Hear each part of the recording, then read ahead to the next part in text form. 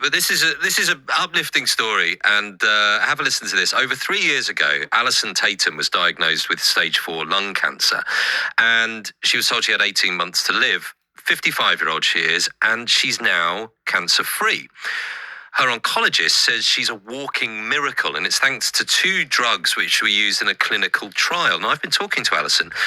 She told me, about how her life was when she was diagnosed, said she was feeling fine, and only went to the doctors because she was forced to by her son, Jack. Cut long story short, I went to the doctors.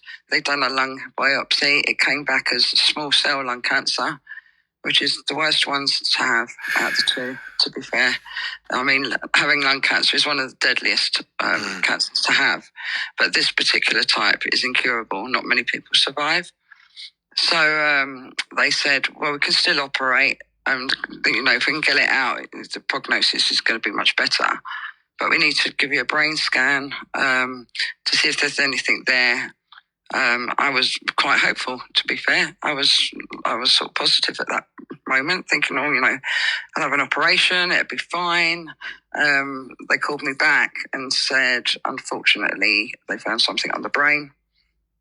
And they weren't sure whether it was cancer or not. And the only way to find out was if I had chemo.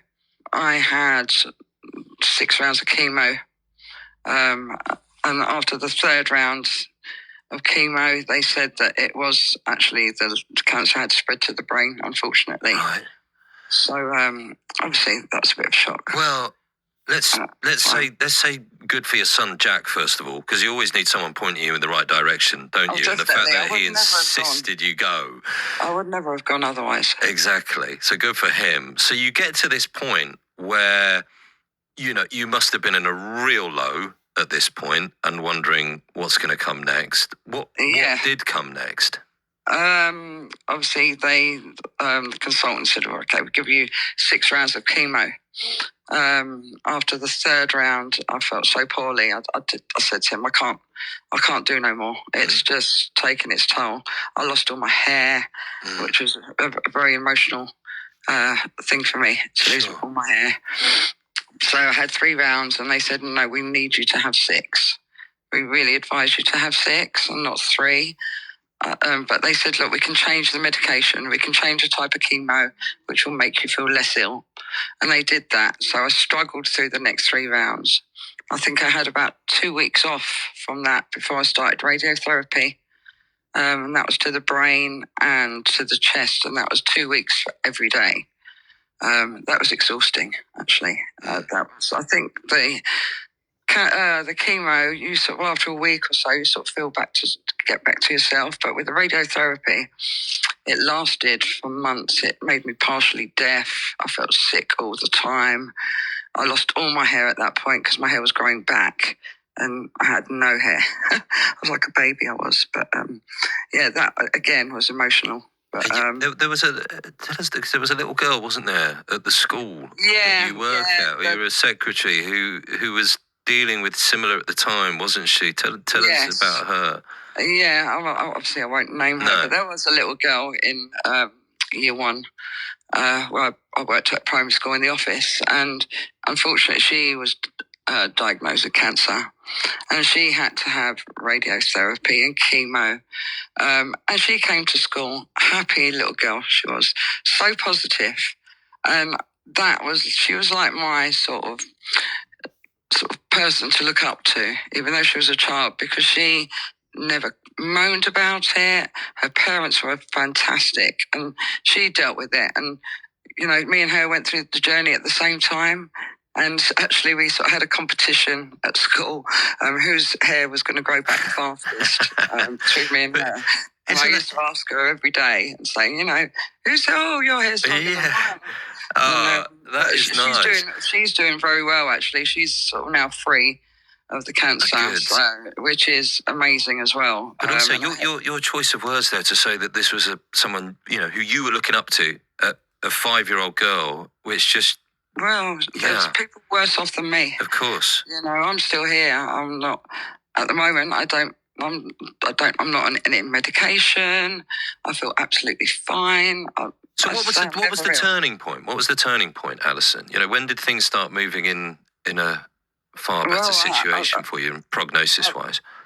Well, I think the chemo obviously worked, and the tumours just got reduced as the months went on. My consultant was obviously really pleased with me, and emotionally, I had to just look positively. I couldn't let myself get myself down. Because I couldn't change anything. I can't change the situation. I just had to deal with it. And I enjoy my music, I enjoy my time with my husband and my family. We go away a lot. We go out to lots of soul events, and I get to meet loads of people, and that all inspires me. Every day I wake up is another day. And it was the correct me if I'm wrong, but it's the combination of these two particular drugs, isn't it? Which you know an awful lot more about than I do. Yes. So it was funded by Cancer Research UK, wasn't it? And it was these clinical trials into the drugs that you were put on. Just to explain what that was all about. At the time, I wasn't told that it was a clinical trial of chemo. The consultant just said this is the best chemo, and and it is that the chemo is really sort of poison, and it was really harsh chemo. But they said that was my only chance of prolonging my life at the time. So I don't know why it's just happened to me that I'm actually sort of clear of it at the moment. I mean, I'm not cured. It's not because it's incurable. But every day is a positive day for me. What did the consultant say to you about your progress and what that treatment had done for you? Yeah, well, obviously, I ask him every time I go there. I say, can you explain to me my scans? And he said, well, it's just amazing. He turned the screen round. He said, explain to me and my brother, look, there's nothing there because it's small cell. The cells are so small they can't see them on a scan. So he said, you're a walking miracle because you were seriously ill when you were diagnosed and your prognosis was really not good. So to come through all this is just amazing. So, every time I see him, he's just so sort of upbeat, and that, him being positive for me. And he's very honest. I ask him honest questions. But is it such an unusual situation that even he can't really understand or explain to you how this has happened in a way? Well, he says only a very small percentage of people, I think it's 5% of people live longer than 5 years. And, I'm coming up to my 4th year next year. So he is very sort of confident, in my sort of condition at the moment. So, and, I do ask him, am I cured? He says, no, but he's not God. He can't say. No. But he, I ask him honest questions and he gives me honest answers. So, yeah, he is sort of flabbergasted, I think. No, it just must be amazing for you to have to take that in, given where you were and now where you find yourself. Yeah, and obviously when you have scans, you always worry with the results. Yeah. Is it going to be the same as last time? So every time I get my scan results, and they say that's brilliant, there's nothing there at the moment, it's just like, whoa, another happy day. Absolutely. And have you been able to get out to any more soul nights with your husband? You mentioned we're going on a boat on Sunday actually, and then we're off to Lanzarote for a week. Of just soul music and just soul music people. All the way. Now I know there's one particular tune which I think helped you through, didn't it? Yes, that's the one. For once in my life, by Stevie Wonder. You and me were on the same page. We're on the same page, Alison. I'm a soul boy myself. Do you know what I mean? So yes, my wedding song too. Beautiful. Well, Stevie's the man, is it? I mean, look, if we had better resources on this programme, I'd love to say I've got Stevie on the line, but we haven't quite got the budget. Barely got the budget for a tribute act at the end of a line, to be absolutely honest. But look, you can't beat a bit of Stevie. So actually, when you hear this tune now, given everything, if you're saying it was your wedding song, and everything you've gone through, and this was the kind of music and this tune in particular that kept you going. When you hear this song now, what does it add? What does it mean to you now after everything you've gone through with this music? It makes my hairs on my arms stand up.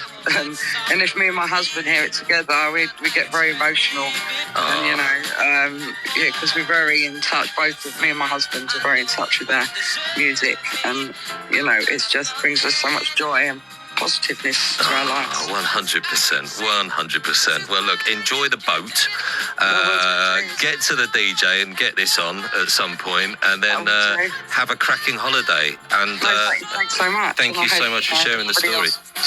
Who's going through the journey has some positive news too. Absolutely. Take care, Alison. Thanks very much indeed. Yeah, take care. Thank you.